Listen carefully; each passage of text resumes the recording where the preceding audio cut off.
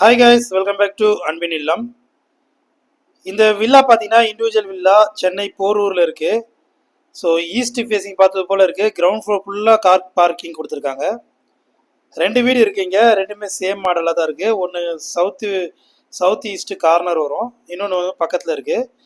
So first ஃப்ளோரில் உங்களுக்கு main door tea கூட்டில் இருக்குது. இது living hall, fall ceiling, TV unit, பூஜை யூனிட் எல்லாமே ரெடியாக இருக்குது.